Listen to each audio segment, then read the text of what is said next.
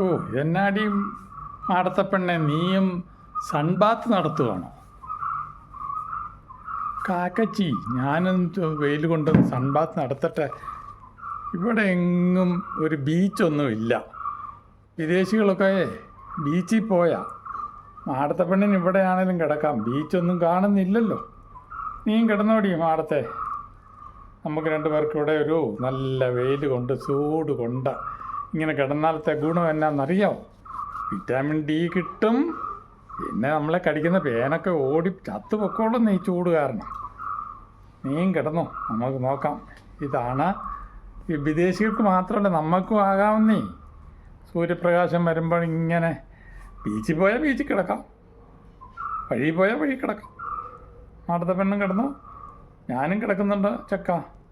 നമുക്ക് രണ്ടുപേർ, മാടത്തെ ചെക്കനും മാടത്തെ പെണ്ണും. അത് പറഞ്ഞപ്പോൾ ആ കാക്കച്ചിക്ക് മനസ്സിലായില്ല. കാക്കച്ചി ഓർത്ത് ഏതാണ്ട് വലിയ നമ്മൾ വിദേശികൾ കാണിക്കുന്നത് കണ്ട് അതുപോലെ കാണിക്കുമോ. നല്ല വെയിൽ. ഇപ്പം നമ്മുടെ മേത്തെ പേനൊക്കെ പോകുന്ന കാണാം, നമുക്ക് വിറ്റാമിൻ ഡി കിട്ടുന്ന കാണാം. ഉണ്ടോ? നല്ലപോലെ വീഡിയോ എടുത്ത് കൊടുക്കണേ. മനുഷ്യന്മാർ മാത്രമല്ല, സൂര്യപ്രകാശത്തും വന്നു കഴിയുമ്പം കിടക്കുന്നത് നമുക്ക് മാടത്തെ പെണ്ണിനും മാടത്തെ ചെക്കനും ഒക്കെ കിടക്കാം. പക്ഷികളൊക്കെ കിടന്നു, കരിയിൽ പഠിച്ചുകൾ കിടക്കുമല്ലോ. ഞാൻ വന്ന് എൻ്റെ അടുത്തോട്ടിരിക്കാം.